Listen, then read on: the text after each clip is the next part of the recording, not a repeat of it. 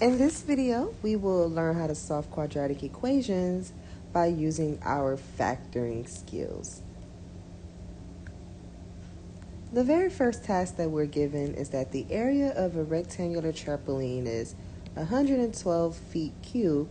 The lift of the trampoline is 6 feet greater than the width of the trampoline. And then they give us the equation that this situation can be modeled by. And we have to figure out what is the width of the trampoline in feet.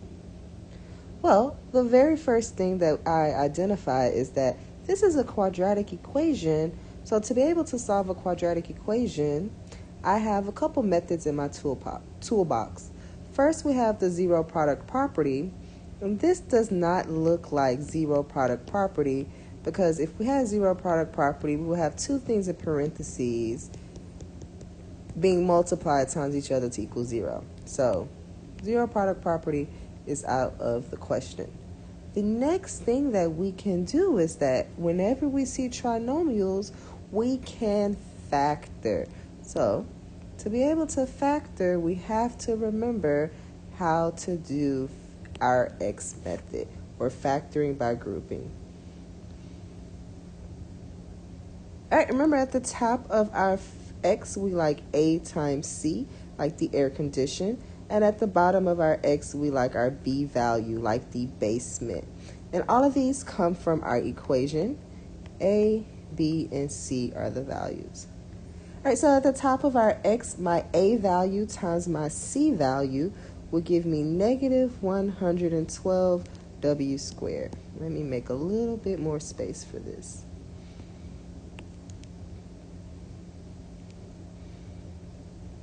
So A times C is negative 112 W squared.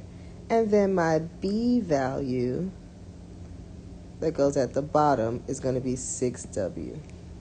And my task when I'm doing the X is trying to find numbers that are going to multiply to get negative 112W squared. But when you add those two terms together, they're going to give you a positive 6W.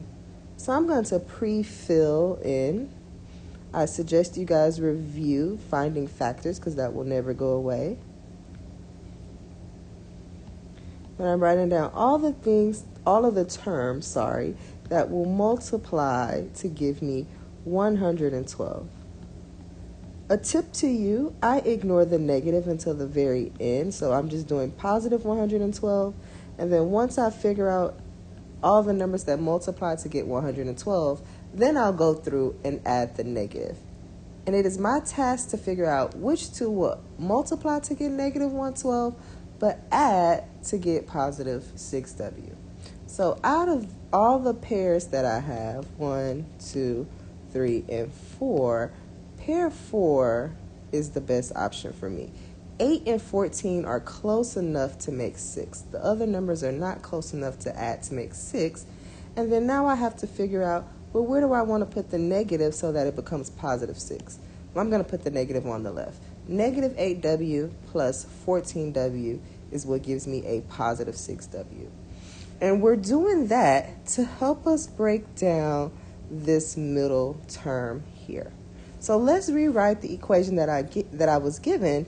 But instead of writing plus 6W, I'm going to replace that with negative 8W and positive 14W.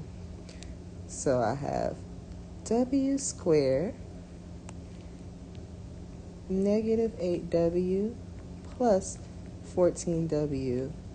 And then the minus 112 and the equal 0 is left alone. The reason that we do this is because we have to factor by grouping. That's our preferred method. And whenever you group things together, we want the same number in each group. I need 4 terms. We initially was only given 1, 2, 3 terms. There's no way to create fair groups with 3 terms. So we break up this 6W term into negative 8W and 14W. And now we have 4 things, and we can group them evenly and fairly. So that is why we do the X. That is why we break up that middle term to make things accessible to factor by grouping. All right, now that you have 4 terms, I like to draw it a line. So I'm going to draw a line down the middle, separating the first 2 from the second 2. All right, looking at the first 2 terms, I have w squared minus 8w. I'm going to put these in parentheses. And now I'm going to find what is the greatest common factor of w squared and 8w. So the greatest number, that this is technically a 1, and 8 share is going to be 1. And the most number of w's, or the greatest amount of w's that they share, is just a w. So 1w is the greatest common factor of w squared and negative 8w. Once you identify the greatest common factor of just these 2 terms, I'm not even worried about what's past my line. I am going to see what is left over. So first I'm going to do 1w squared divided by 1w. 1 divided by 1 is 1. And if you had a w squared and you took 1 away, you have a w left over. Now I'm going to do negative 8w, and let me switch the color here. This is where we'll start to get confused if we don't stay color coded.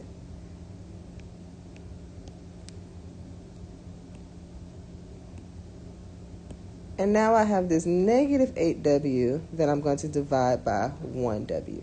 So negative 8 divided by 1 is still negative 8. And then if you had a w and you took it away, you don't have any w's anymore. So that's it.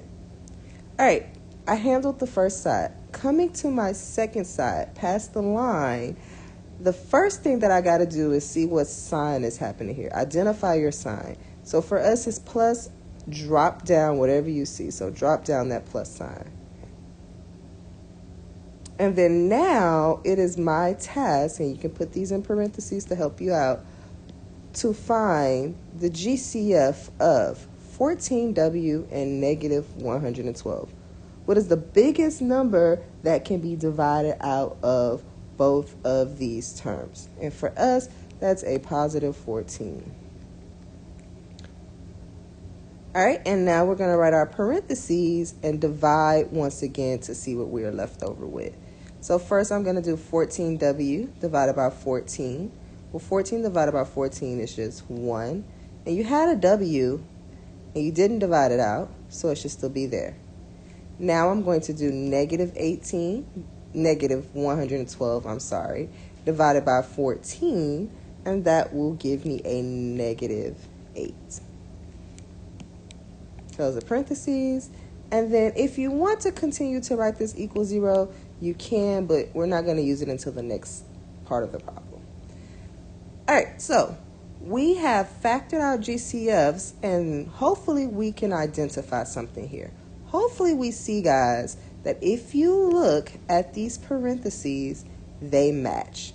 That is how you know you factored by grouping correctly. That is one of the factors from your quadratic equation. So let's write that down. One of my factors is 1w minus 8. On the outside of the parentheses, so in the front over here, we had a 1w, so I'm going to write that down. And then in the back over here, we had a plus 14, so I'm going to write that down. So I like to call this my outside. So what did I get from the outside? 1w plus 14. And then now that still equals 0. Okay, hopefully this looks like familiar territory. If you watched the zero product property video, you now have something that you can solve. So we have 2 equations that we can solve. Namely, we have first 1w minus 8 equals 0 using the zero product property. So I'm going to add 8 to both sides to get w equals 8.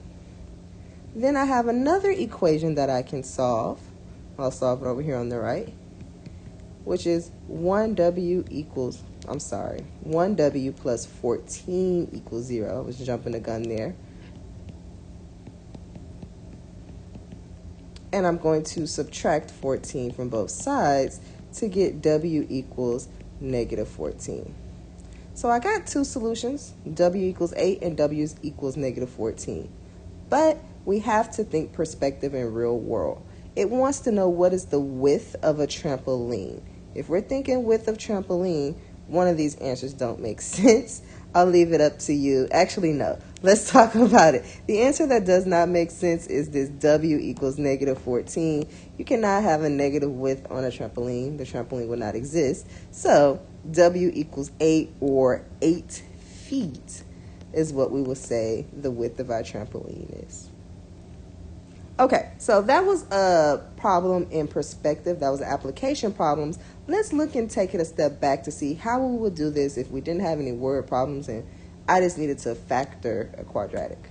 So something like this. I have x squared plus 16x equals negative 15. Well, we're going to solve this equation by factoring, but there's something that we need to discuss first. If you're going to factor your quadratic equation, it must be in true standard form. In true standard form means that everything is on the left and it's set equal to 0. So for us, this negative 15 is a problem. We need to move it to the left side of the equal sign so that we can use our solving method. So to do that, we add 15 to both sides. So our new equation that we're going to have to factor is now x squared plus 16x plus 15 equals 0. And when you have this new equation, make sure that you know you have a new c value. C is not negative 15. C is now positive 15.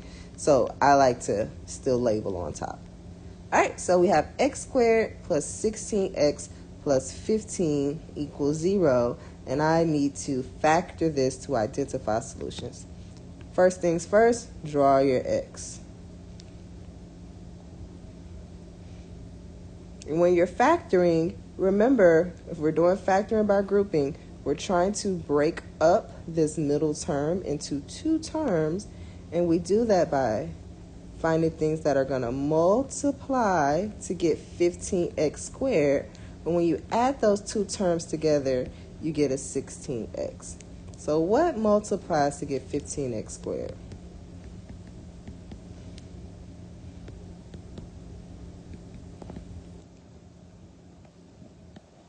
We have two options for factors that multiply to get 15x squared. And then now I have to select the option that will add to get 16x. Well, let's try using 1x and 15x. So let's rewrite our equation, considering that 16x is now going to become 1x and 15x. So we have x squared plus 1x plus 15x equals 0. Nope, plus 15 equals 0. Do not forget about things that were already a part of your equation. All right, and I know I did it correctly because I have 4 things that I can now draw a line down the middle and group them evenly. Okay, looking at what's to the left of your line, we need to find the greatest common factor of a 1x squared and a 1x. So that is just simply x. And now let's see what we're left over with when we actually divide or take out an x from this expression. 1x squared divided by x is just an x that's left over. And then 1x divided by x is just positive 1. All right, moving past to the second side, so I'm done with the first. Remember to always identify this sign in the front. So for us, this is a plus sign. I'm going to bring down the plus sign. If it was a negative, you would bring down the negative. So always bring down the sign, and then you've handled it. And now you have to worry about finding the GCF of 15x and 15. So the largest number that those two terms share is a positive 15. And now let's see what we're left over with when we divide out a positive 15. 15x divided by 15 is 1x, or just namely x. And 15 divided by 15 is positive 1.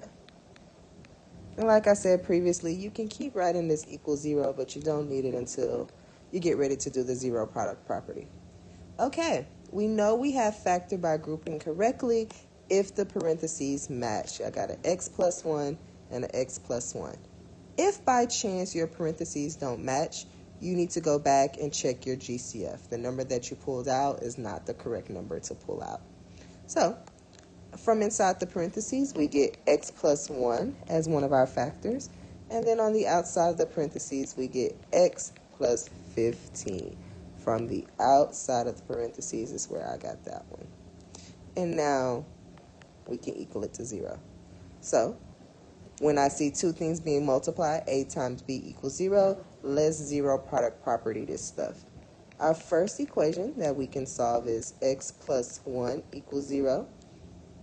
Subtracting 1 from both sides will give me a solution of x equals negative 1. And then our second equation that we can solve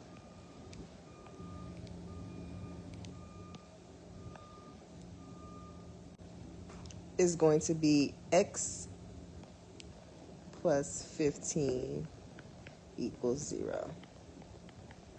So I took both equations, set them equal to 0. I'm going to subtract 15 from both sides to get x equals negative 15 as my other solution. So these are the two solutions to that equation, negative 1 and negative 15.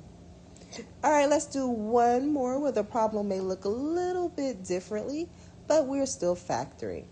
This time they want us to find the solutions to k squared plus 25k equals 0. So we know we're able to solve this quadratic equation because it's equal to 0, but we can't just straight zero product property it and then, well, technically you can factor. We are going to factor, but we don't need the x. If you look at k squared plus 25k, there is a common factor that both of those terms share, and it is k. So let's pull out a k or divide out a k from both of our terms. When you divide out a k, let's see what we are left over with. So first, if I do k squared and I take away a k, so basically you had two k's and you let someone have one, well, you have one left over. And then next, I'm going to do 25k divided by k. Well, 25 divided by this is technically a 1. It's just going to be 25. And then if you had a k and you let someone borrow it, you don't have any more. So k plus 25 is all I'm left with inside of the parentheses. Okay, this problem is now a zero product property problem. I have two things being multiplied and it's set equal to 0. So first, namely, I have 1k equals 0, and then I have k plus 25 equals 0.